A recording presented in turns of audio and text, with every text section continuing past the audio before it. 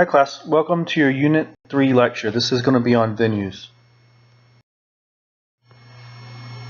Alright, so to bring us up to date, in the first lecture we talked about the role of the production manager as the hub of the wheel in a traditional theater company and all the different roles and departments that form the spokes of that wheel. And then last week we talked about the process of finding material to produce, and we focused in on the literary department and the literary manager. For your assignment, you came up with an artist mission statement and picked out 3 possible shows to produce. So this week we're going to build on that with a discussion on venues, and at the end of the lecture you'll be asked to do an assignment linking up one of those 3 shows from your previous assignment that you would want to produce in a specific venue. So the dictionary definition of venue is very simple. It's a place where something happens, a noun, that's it.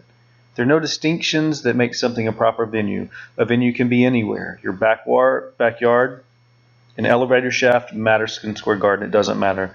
Today I'm going to talk very quickly about traditional theater venues, Broadway, regional, and LORT models.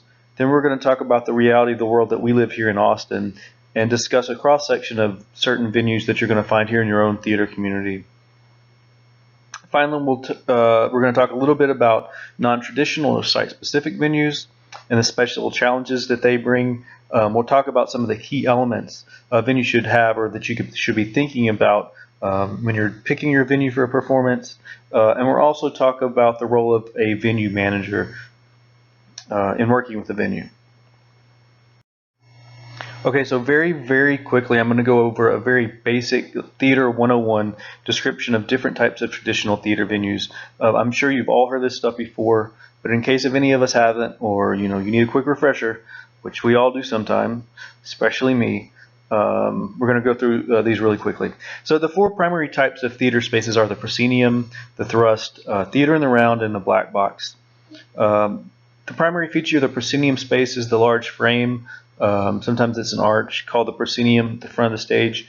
The audience usually is facing the stage, which is typically elevated. If the audience is on an incline, that's called a rake. You've all seen a traditional proscenium, so I won't go into too much detail. But I will say that traditionally prosceniums have been seen as kind of a stagnant space. And what I mean by that is it's really not flexible. You get what you get. But in the last few years, and I've produced a play of mine called The Sound Ascending this way, I've seen prosceniums changed a lot. And one of the coolest things I've seen is people putting the entire audience actually on the stage. And so what you're doing is turning a big proscenium stage into a smaller black box venue. But what you get in that situation is all the technical bells and whistles that a large proscenium space allows for that a traditional black box doesn't. All right, the next type of space is called the thrust stage. It's surrounded by the audience on 3 sides. Shakespeare's Globe is probably one of the most famous thrust stages you may have heard of. The backstage area is reached through the upstage portion of the stage. The thrust also naturally creates a series of aisleways between the audience, and these are called vomitoriums, which can be used as entrances and exits, and even performance areas. The third type of traditional space is the theater in the round. These have been around since the ancient Greek and Roman theaters. In the United States, Margot Jones started the first professional theater in the round company back in the 40s.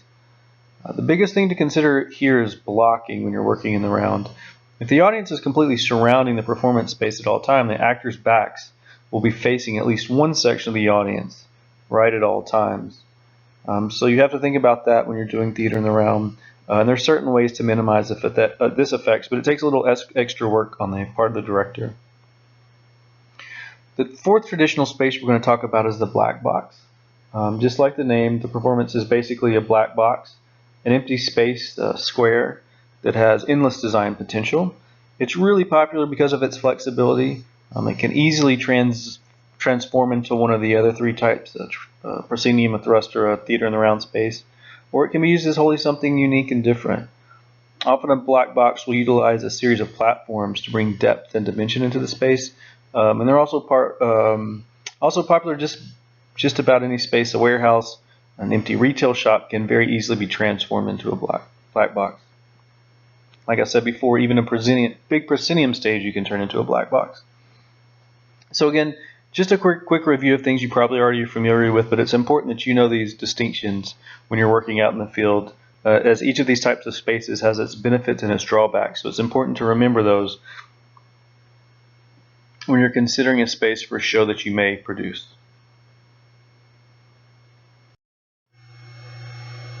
I want to talk just quickly about an important distinction when we're talking about professional theaters, and that's the differences between a producing house and a presenting house. The distinction is very simple. A producing house creates its own shows or commissions companies to create their content. Sometimes they often rent out their spaces to other theater companies throughout the year, whereas a presenting house brings in shows, generally touring shows to provide their content. The majority of theater that you're going to experience, especially in Austin, is going to be a producing house. Here on the left is Hyde Park Theater, which is an example of a producing house. They produce their own shows, their own new play festival called Frontera Fest, which we're going to talk about more in depth. And they also rent this space out to other companies in town. Cap T Theater, for example, produces all of their shows at Hyde Park. A local example of a presenting house here on the right is the Paramount Theater on Congress. They do not produce their own content, but instead bring in or present touring shows. Bass Concert Hall at UT is another example of a presenting house.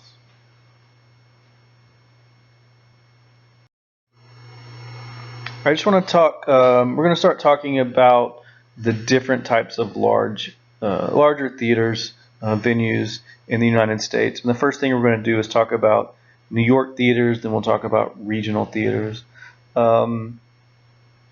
New York theaters are generally broken up into three different areas: Broadway, commercial Broadway theaters, off-Broadway, and off-Broadway.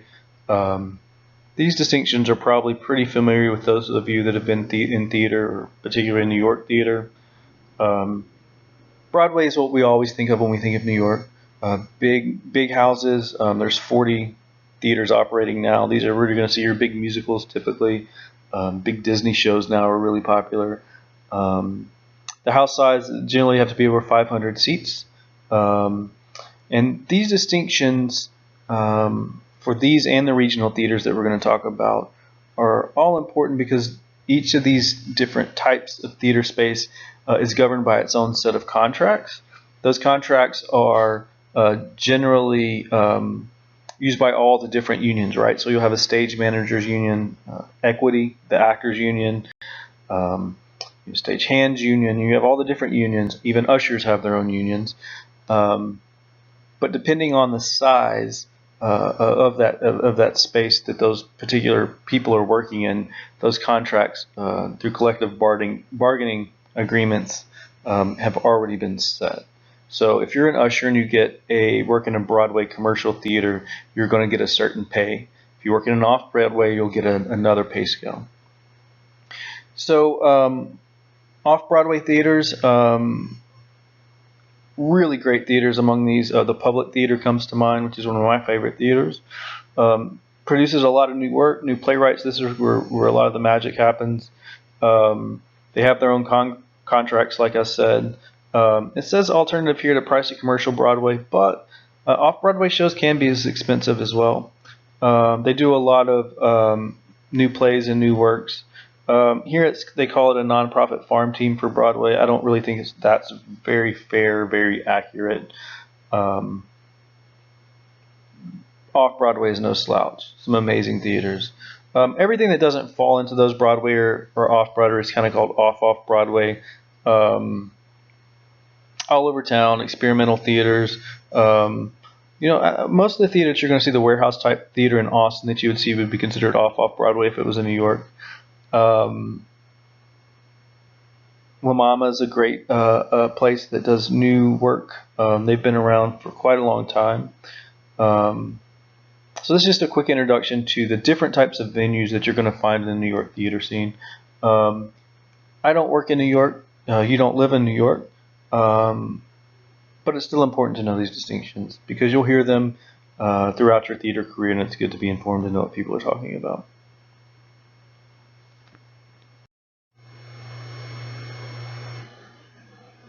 All right. So when we talk about regional theaters, we're talking about the larger theaters in markets that are outside of New York City. And the biggest ones all kind of grouped together under this organization called LORT, which is the League of Resident Theaters. It's the largest professional theater association of its kind. There's 74 different theaters located in the United States, 29 different states in DC. And LORT theaters collectively issue more equity, which is the Actors Union, equity contracts than Broadway and commercial tours combined. A lot of work for a lot of people and a lot of actors in equity houses. In LORT houses. LORT is a way for these groups of theaters to collectively bargain with the other unions, such as Actors Equity. There are currently 2 LORT theaters in the state of Texas. They're pictured here, the Alley in Houston and the Dallas Theater Center. Austin does not have a LORT theater, the lack of which has a huge impact on our own local theater community, and we'll talk about that effect in a bit. I actually think it's great that Austin doesn't have a LORT theater. It's hard for actors a lot because they can't get higher paying professional jobs, but it allows for more independent, and I think more inventive theater. LORT theaters are divided into categories labeled A through D that are based on the weekly gross box office receipts of the theaters, and those categories determine what kind of contracts actors, designers, and stage personnel work under. It's an important thing to note is that very often non-LORT theaters base their paying contracts on the LORT model, and this allows them more easily to work with a union such as Actors Equity. In Austin, most of the theater spaces don't follow one of these traditional models. And living here or in another theater community that's not New York, you're mostly likely to start your career starting in one of these non-traditional spaces. In New York, like I said, they would call it off Broadway, but here in Austin, we just call it theater. That's what we do. Most theater in Austin, most but not all are black box type flexible spaces that are rented out by multiple companies throughout the year. While there are probably more than 50 theater companies that I can think of in operating in Austin at any given time, there are less than a dozen theater spaces that these companies use. Most companies rent the space for about a month, which affords them a week's tech rehearsal time, and then a 3-week run of their show. As you can imagine, with so many companies and so few spaces, time and space in these venues is at a premium, and Austin is currently facing a bit of a crisis when it comes to the number of spaces that we have to use. It's not uncommon now for companies to start reserving dates 2 or even 3 years out. So my advice to you is if you want to produce a show here in Austin, you need to get out there and see as much theater as you can. If you don't know what's out there, you don't know what's available. And many of these theaters have developed their own styles, and you'd be doing yourself a really big disservice to produce a show that drastically goes against what a theater normally has on its stage. All right, so now I'm just going to talk to you about a couple of the more popular theater venues in town, and just give you a bit of a lay of the land. I could talk about I don't say a ton, we don't have a ton, but 10, 12 theaters we have in Austin that are used a lot. I'm going to talk about 3 or 4 right now. I'm going to start with Hyde Park Theater. I mentioned to you this earlier. Hyde Park Theater is run by Ken Webster. That's a picture of him in the overalls there. That's The Drawer Boys, the name of that play. And you can also see him if you see the picture for Blackbird in the window there. That's also Ken. Ken runs Hyde Park Theater. It's on Guadalupe in the 40s. They do great work. They have their own theater company. They also have other companies that rent it out and do work there as well. Cap T Theater is another example, a company that does a lot of work there. I would say that Hyde Park Theater primarily does new American realism. They have a show there now called The Year of the Rooster that may break that a little bit. But they go around and they try to see who are the young, new, hot playwrights in the United States. What are the plays that speak to them the most? They typically do really small cast shows just because the space itself is very small and very intimate. It's very unlikely that you're going to see a play in Hyde Park Theater that has a cast of more than 7 would be a lot. Not to say that they've never done that. But that's just kind of traditionally what they do. One of the cool things about Hyde Park Theater is every, say, January, February, they do something called Frontera Fest. Here's a poster that was last year's Frontera Fest. It's been going for 22 years now. Frontera Fest is a Fringe festival. It's the largest theater Fringe festival in the Southwest. It has several different components, and I would tell you, with not exaggerating at all, that most actors, designers, directors in Austin, producers even, get their start putting up shows at Frontera Fest. Why? Because it's really cheap and it's really easy. They make it really easy for you to put up a show. Frontera Fest has several different components. The first is called Short Fringe. If you sign up for Short Fringe, you're signing up basically for a 25-minute slot on one night that they give you. Short Fringe runs for 3 or 4 weeks, I believe, and each night there's 5 or 6 slots. So you'll do your piece. It might be 5 minutes, it might be 20 minutes, and you'll do your piece along with 4 or 5 other companies' pieces. It's a great way for you to try out new material, to try out something new, to do something creative that you don't really want to do in another venue. And a lot of those short pieces that get done at Frontera Fest end up getting full productions at other theaters. It's a great way to if you want to get your foot in the door in the Austin theater community, there's no better way than Frontera Fest. I've had, let me see, three of my plays there, and then I've done a couple experimental type things over the years. It's always a good time. So you do your show once a week, or that one day that you have they've been given to you, and then at the end of the week they pick the 5 best shows and they have a best of the week showcase. And at the end of the festival they have they pick the best shows from the best of the weeks and they have a best of fest showcase. If you're not going to produce in Frontera Fest, I highly recommend you going, particularly for those best of the fest. You're going to see some really great actors, some really great work. It's really top-notch stuff, and you really get a chance to see what kind of talent and what's going on out there in the Austin theater community. Frontera Fest also has a long fringe section, which is plays up to 90 minutes, I believe. And then they also have a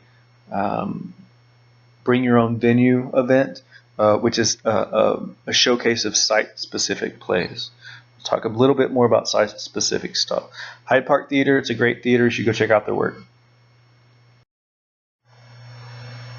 All right, another thing that you should be familiar with if you're going to be living and working in Austin is the Vortex. The Vortex is located on Manor Road, just down the street from Salvage Vanguard Theater, which I'll talk about as well. Vortex has been around a while, as long as I've been here, and that's about 15 years. It's run by a really wonderful woman named Bonnie Cullum. She's been running this venue. I think she was the founder of it, actually. They also have a bar that they've just added called the Butterfly Bar, which has become pretty popular. You can see the name of it up there on the sign. So while the Hyde Park Theater tends to do more American realism, the Vortex is more known for more kind of edgy and more experimental type works. You can see here in this picture one of their pieces in which they have people suspended from the ceiling on different types of apparatuses. You're probably not going to see work like that at Hyde Park. The Vortex is a great place to see new, different kind of work.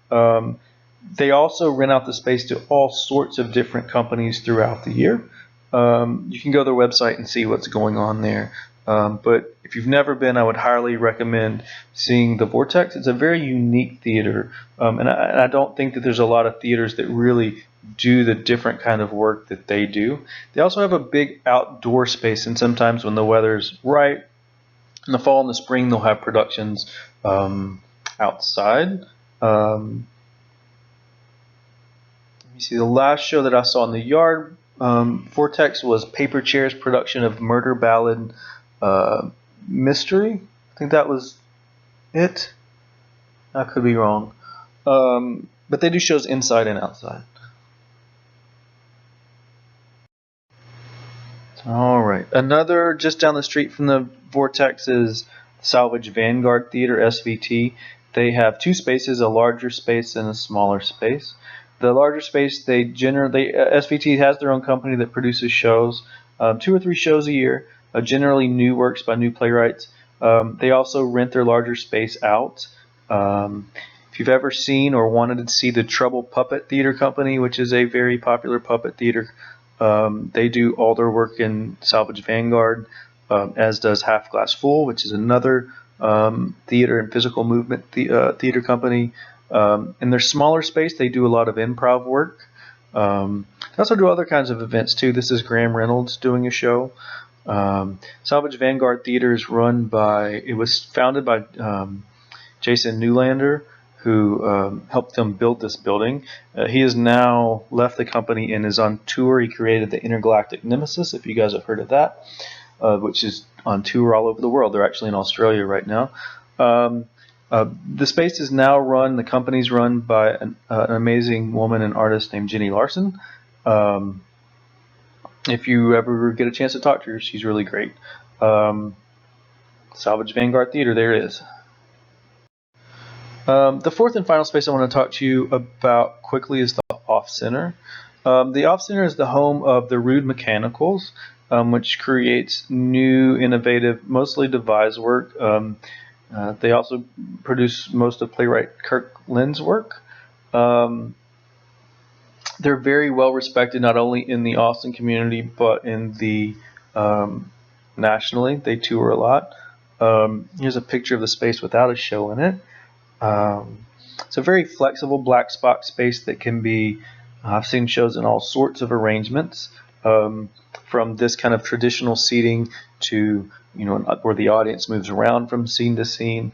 I've actually seen, and you may have too, a wrestling show there. They do an improv wrestling show that's really cool there as well. The Off Center, I don't know. I've heard rumors that it may not be around too much longer, which I hope is not true, because it's a really great place for young up-and-coming companies to produce their work. The Roots are really great about giving their space or renting their space to new companies. If you ever get a chance to go see a show at the Off Center, I highly recommend it. So those are just 4 companies I really wanted to quickly talk to you about, or 4 spaces. These are spaces that are run by a particular company, but they also rent out their venues to other companies. There's plenty of other places to see theater in Austin. A lot of other really awesome theaters, but these are 4 just to kind of give you a lay of the land. If you're going to start out as a production manager, you want to start out as a producer in this city, these are the spaces that you're probably most likely going to be working in. Quickly, I want to talk a little bit about site-specific theater. If you're not going to be working inside of a theater, you might be working outside of it, right? There's no reason that you can't go do a play like here in an airport, or do a production of Hamlet in a cemetery. I've produced plays in my own backyard. Some of the most amazing shows I've ever seen in my life have been site-specific theater. I saw a really great Chekhov piece a few years back down on Congress on the corner. They're in the middle of the day. These astronauts here at a train station in Europe. Site-specific is great. There's a lot of cool things that you can do, but there are certain special considerations that you need to think about when you're producing site-specific theater. Remember that you're not going to, you may balk a bit at the rental fees that you would have to pay at a traditional theater. Remember with a site-specific, and be like, oh, I'll just do it in my backyard, or I'll do it in the field. But you have to remember that a lot of those technical things that you're going to need or going to want aren't going to come naturally with a site-specific theater. Things like electricity, lights, and audio. If you're doing a show outside, weather becomes hugely important. Austin, the heat can be limiting to what you can do. Also, if you think about the safety of your space, these are all things that you have to take in consideration, obviously, with traditional theaters, but something to be much more cognizant of when you're dealing with the site-specific theaters. That being said, site-specific theaters are a great place to do work, especially if you're just starting out.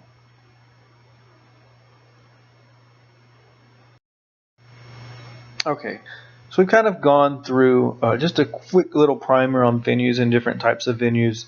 And so I just wanted to talk to you when you've got to play, you start a company, you're looking for a venue, right?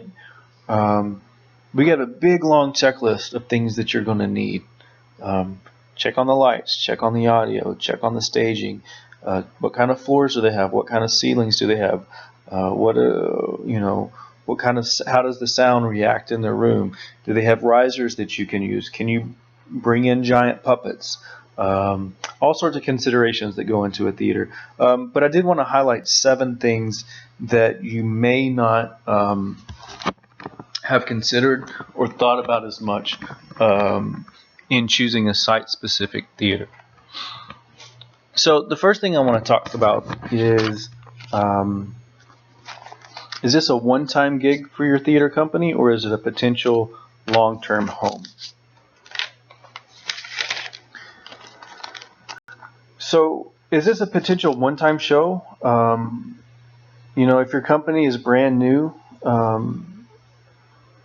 you have to think about the fact that your venue, along with everything else, is a reflection of that and the brand that you're trying to create. Also, if you're trying to form a long-term connection with a theater or with a particular space, it would make sense to take that into consideration, especially when you're negotiating prices and fees. Any theater is going to give you a break on the price if you're going to rent their space for 3 shows over the next 2 years, as opposed to if you're just going to do it once. When we were talking about the different theaters, we talked about the Vortex does a certain type of work. Hyde Park does a certain type of work. Is your theater going to match that? We're going to talk a little bit more when we talk about is that a right space for your play and the reputation for a particular place. The second thing is, what are the technical benefits and drawbacks of the space? We talked about this a little bit when I was talking about site-specific theater. Does your show contain a lot of spectacle that's going to take lots of lights? Does the venue have a large lighting stock already on hand, or will you have to bring in all your own instruments? It's an excellent idea to discuss your venue choice with your designers and get their feedback on the design possibilities the space affords. It's also a good idea to have it checked out by your ME, your master electrician, and your TD, your technical designer, to find out if your venue has finding out that your venue has a faulty electrical system a week before your show is supposed to open, may be a nightmare that could be avoided. Does the venue have a reputation for presenting a particular type of work? I've talked about this. The Vortex in Austin, for example, produces experimental adult-oriented stuff, and so it's probably not the best venue if you're going to produce the Winnie the Pooh for a bunch of 5th graders or 3rd graders. But the Zach Scott Small Stage, they host lots of theater for you shows, or the Darty Art Center. They may be a perfect spot for your version of Winnie the Pooh. Fourth, what is the capacity in relation to your projected audience? If you think you can bring in 100 patrons a night, a 99-seat theater is going to be perfect. It's a good thing to have to turn people away. Sellouts generate a lot of buzz. But if you took that same show, we knew you could bring in 100 people and put it in a 500-seat space, that space is going to be seen empty and dead. So what is the capacity? Be realistic. What is the capacity based on your audience projection? Fifth, is the venue safe and easily accessible for your crew and audience? Is it ADA accessible? Several important issues here in this one. First off, if your space is located off the beaten track, it's totally going to affect your audience numbers. The venue should also be safe, clean. You have to remember that this is a workplace, and as a production manager, you should have a lot of liability when it comes to the safety of not only your audience, but your crew and your colleagues. You should also be familiar with if the space is ADA compliant. Not only is it the right thing to do, it's the law. This goes for non-traditional theater spaces as well. I would highly recommend placing yourself in the spot of someone with physical limitations and imagine if you could have an enjoyable evening at your play. Think ahead about some of these things. All right, sixth. Is this the right space for your play? Are you looking to produce something large with lots of actors, or something more intimate, something small? If the space you have isn't exactly perfect for the show you want to do, think about, well, then is it flexible enough that you can mold it for exactly what you need? Again, this is when it's important to talk to your designers about your space. Finally, and I think that this is something that's often overlooked, is does the venue help with marketing? Most venues that have been producing for a long time are going to have well-established mailing lists and websites that can really drive traffic to your production. Newer venues and site-specific shows may not offer this, so it's something that's a huge factor. Especially when you're a new company and you're trying to figure out your cost. Take the Call of the Wild, for example. Right, this is the show that we're all going to be working on.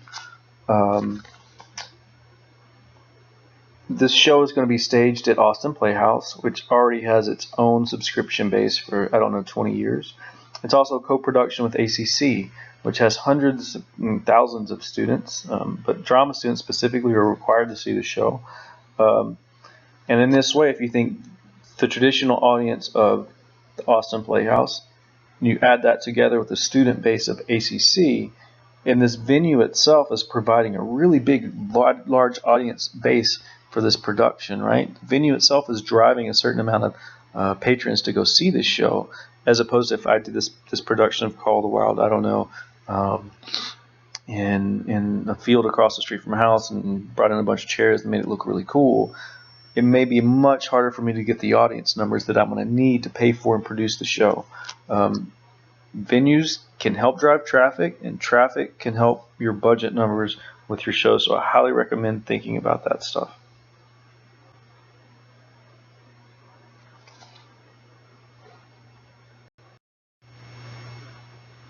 All right, I really like this shirt. It says venue managers only become full-time only because full-time multitasking ninja is not an actual job title. So I just want to talk quickly about a venue manager and what a venue manager does. Not every venue has a venue manager. Very often a venue will have a production manager, and that production manager will serve as the venue manager. So production manager and venue managers, while they're different, in some theaters they can be the same job. Also, as a touring, or if you're bringing in the show, as a production manager, the venue manager may be the person that you have the most contact with at the actual venue. The managers primarily have the responsibility for staffing, personnel, and managing the day-to-day needs of the actual space. They help run and manage the staff for the box office, backstage, and manage a lot of the training for the staff. They also interact directly with customers, whether that is audiences coming to see their shows that they're producing, or if they're actually dealing with you as a production manager bringing in another show. And like I said, the role of that venue manager is really going to vary depending on the size of the venue and what the specific venue is. There's no one-size-fits-all kind of box for a production manager or for a venue manager. Like I said, these tasks get crossed a lot. In smaller theaters, the manager may be responsible for everything, while in large theaters, they may be just involved with actually running the venue, turning on the lights, making sure the electricity works, making sure the bathrooms are cleaned, and staffing all the people that do that types of stuff. They can work in planning events. They can help be the liaison or negotiating party with production companies who are bringing in programs. Like I said, one of the main things that they do is manage the staff of the theater for all front and back of house stuff.